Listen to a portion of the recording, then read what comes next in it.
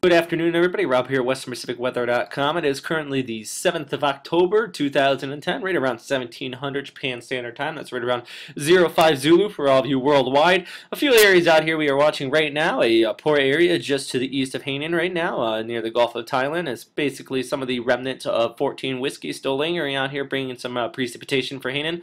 Also watching a very broad area associated with the monsoonal flow, extending all the way from about 170 out to about 140 east right in here, and also some monsoonal flows moving across the Philippines as well. And speaking of monsoon flow, Vietnam actually reporting some devastating precipitation in over the last week or so, basically from 14 whiskey and the monsoonal flow. As you remember, last week we had basically some constant cloud cover and precipitation down in this entire area right in here. So right around about 30 deaths actually reported out of Vietnam due to flash flooding, and right around 3,000 homes destroyed. So this just shows that in some of the lower economic regions of the world here, you don't need a typhoon or a hurricane per se to cause some widespread damage and non-such. So a really sad situation out of Vietnam there.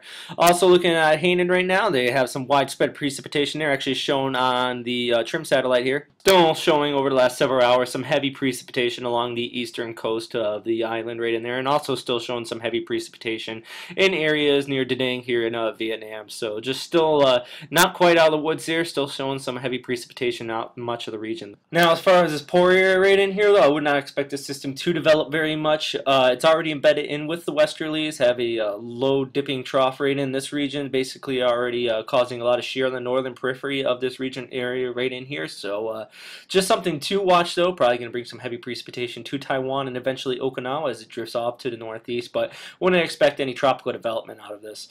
Also watching, basically expecting some precipitation, looking out to the forecast to Korea and Japan here over the next 72 hours. And actually right now, I want to look at Japan, and showing this area right in here, I have a few thunderstorms actually reported earlier today, just off the coast, some pretty heavy thunderstorms. That's basically all the weather being shown throughout all of Japan today. But actually, we'll look at the upper level analysis real quick. I'll show from KMA, showing a trough of a low pressure and right around 500 millibars right in here, just over that area. The thunderstorms actually occurred today, and also where those thunderstorms occurred is actually interaction with the Kuroshio. So this minor shortwave trough, also the interaction with the Kuroshio is creating these CBs or cumulonimbus clouds, and some widespread thunderstorms are actually not really widespread, more locally right here, just off the eastern coast of Honshu. We look at the JMA rate, still showing these thunderstorms out here, all diabatics interaction with the Kuroshio here, and they are slowly drifting off to the northeast.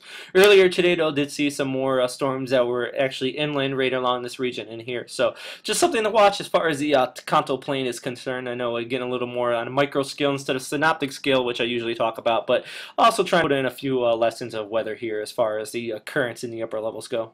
And moving on to surface analysis here, do have the area of convection down here right around Hainan, expecting that to drift off to the east on the southern periphery of this strong ridge of high pressure actually extending from China out over to Korea and over the Sea of Japan here. And that's basically which is holding much of the weather in place, creating some fog in many of the coals out here in China and Korea. I've actually been up to Korea before, and this is a normal event in this region to just have this fog basically set in place, especially out throughout much of the ocean here, that sea fog setting right in there. So just a normal situation, but right now this high pressure is holding firmly in place. Expecting that to give way, though, as an area of low pressure starts to form up over China here and drift over the Yellow Sea over the next 72 hours as this starts to move off to the northeast. It's going to become a Shanghai low.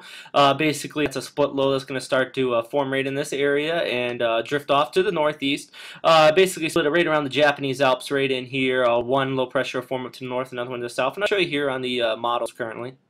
Let's show the current model. By tomorrow, we're going to still have this high pressure basically holding tightly in place over Japan. And then as we move into the weekend, though, that area of low pressure start to form on the southern end of Honshu. And basically, this is what I'm talking about with the split low, one over the Sea of Japan and one over the southern end of Honshu. Just showing a topographic effect throughout this region.